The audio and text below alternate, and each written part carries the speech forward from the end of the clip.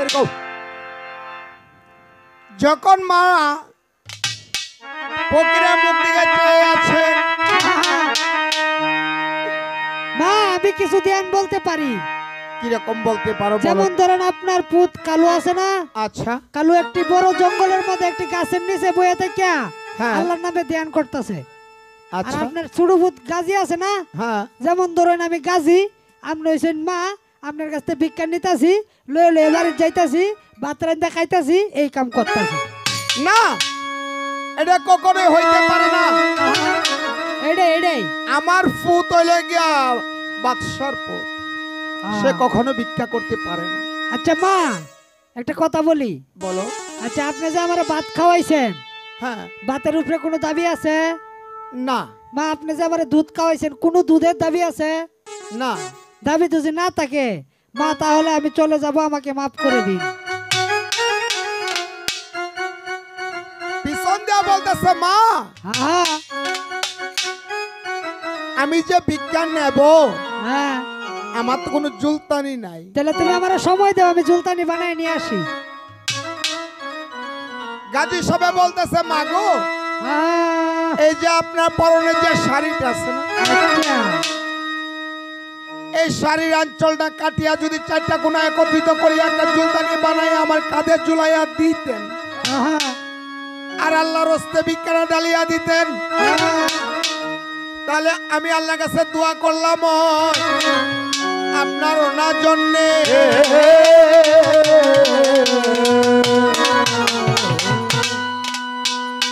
মাই বলে হ্যাঁ, হ্যাঁ, অতীতকে দিও বাদ, হ্যাঁ, 83 পানি, হ্যাঁ, বস্ত্র দিল, আর লেঙ্গটকে বস্ত্রধান বেহেস্তের নিশান। হ্যাঁ। মা অন্দর মহলে চলে গেল,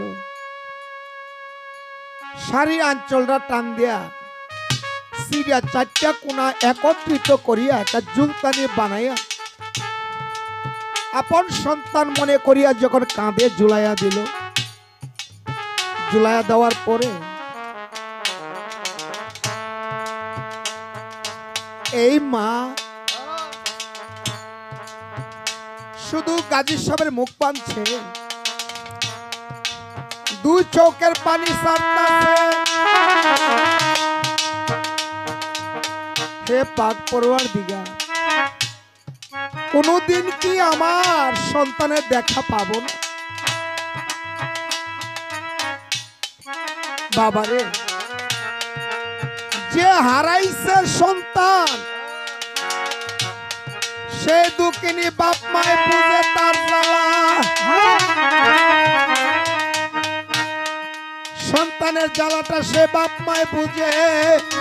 বাবার এই ভব সংসারে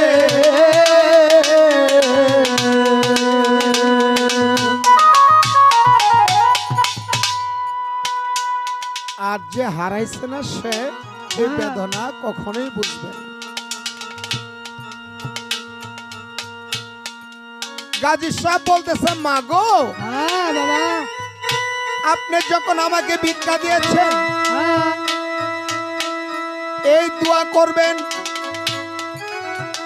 হিন্দু বৌদ্ধ খ্রিস্টান মেতর মুসি দাই সারাল জাতের নাই কোনো ভেদাভেদ, আমি যার বাড়িতে যাই সবাই যেন আমাকে সম্মান করে এবং আল্লাহর রাস্তায় যেন আমাকে কেউ খালি হাতে না পেয়ে। হ্যাঁ বাবা, আমি তোমার লাগে দোয়া করে দিলাম। দুঃখিনী মা মাথায় হাত দিয়ে বলতেছে যাও বাবা, আমি তোমাকে আশীর্বাদ করে দিলাম, দোয়া করে দিলাম, তুমি যেখানেই যাইবা, যার ঘরে দুয়ারে দুয়ারে যাইবা, কখনো তোমাকে কেউ খালি হাতে ফিরাবে না। যখন এই দোয়াটুকু করে দিল, গাজী সাহেব হাসতে হাসতে চলে যাইতেছে। যখন চলে যায় বলতেছে আমার মাকে যদি এখন আমি পরিচয়টা না দিয়ে যাই তাহলে মা কি করে জানবে জীবনের জন্য আমি সেই ভিক্ষাটুকু নিয়ে যাইতেছি, আর কখনো মার সঙ্গে দেখা হবে না। বাবারে ষষ্ঠম গেটে যখন চলে গেল, যাওয়ার পরে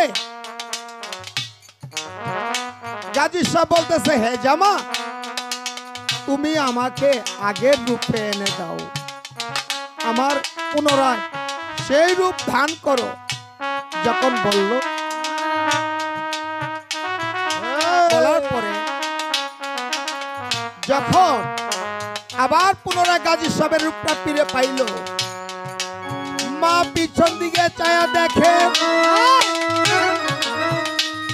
যে তার ছেলে গাজী ছলনা করে বিজ্ঞানী আর জীবনের জন্য চলে যাইতাছে সংসারে।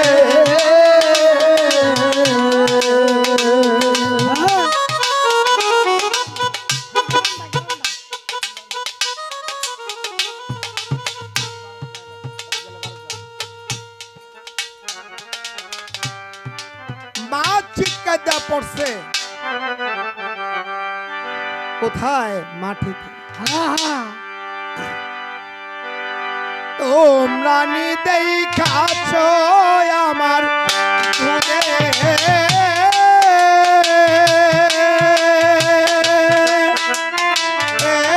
বাছানি মাইরে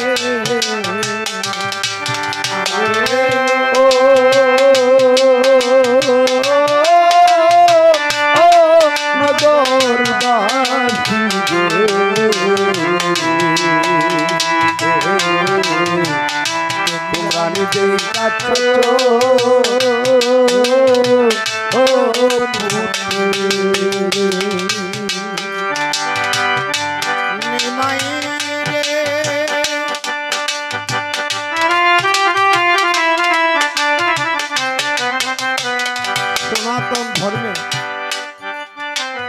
যেমনি ভাবে নিমাই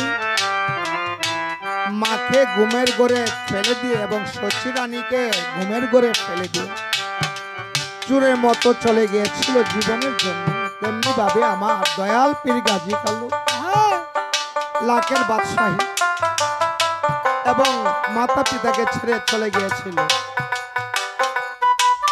গাজী রে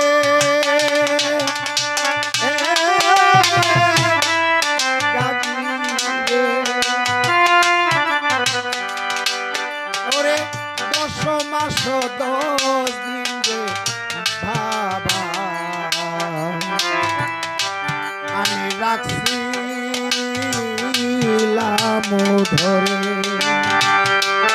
ওরে কত কষ্ট করছি বাবা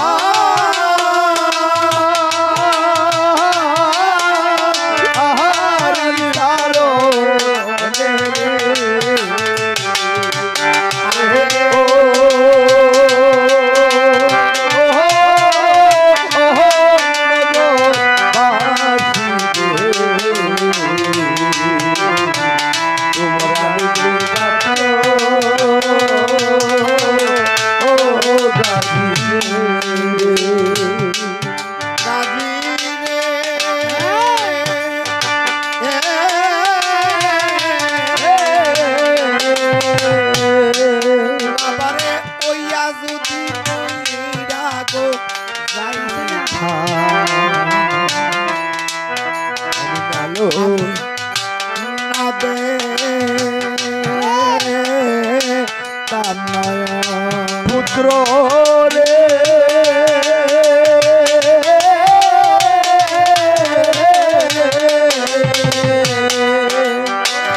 ওইয়া যদি মইরা গো যাইতা আমি না দেখতাম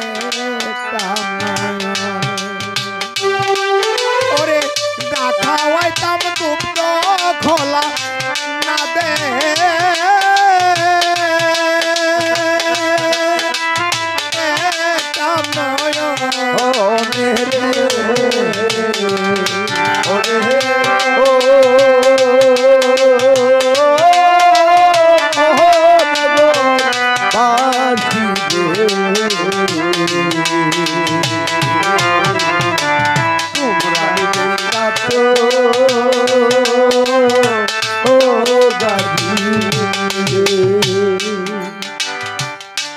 গাজী রে ওরে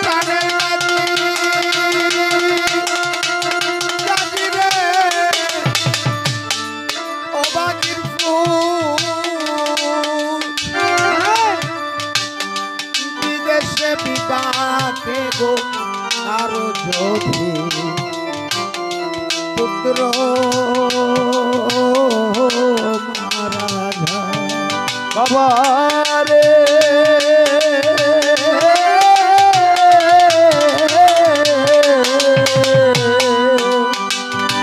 বিদেশে বিপাকের যদি কারো পুত্র মারা যায় মারা পড়ছি তার মারা গে জানে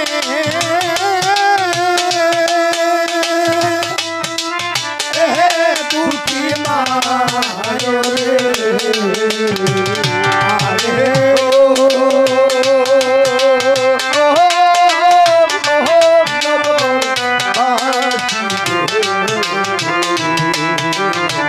তোমরা নিজেই কাটো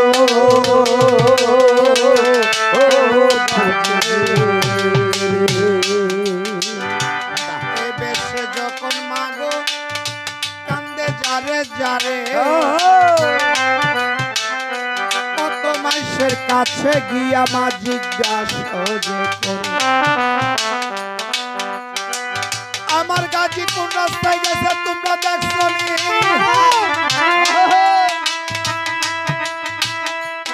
সবাই বলে না গো মা। গাজী সাহেব কিছুক্ষণ দূরে যাওয়ার পরে বলতেছে আমি যদি আমার মাকে আসল রূপটা না দেখায় যাই তো কিভাবে জানবে? গাজী সাহেব বলতেছে ও মা কান্দ না, গাজী বিদায় হইয়া গো গেল তারে চিল্লা নাই। ও মা কান্দ না, গাজী বিদায় হইয়া গেল তারে চিল্লা নাই। উঠো উঠো মা জননী যাও রে আপন ঘরে, তোমার গাজী বিদায়া যাই জননের তরে মামা কান্দ না, গাজী বিদায় হইয়া গেল তারে চিল্লা নাই।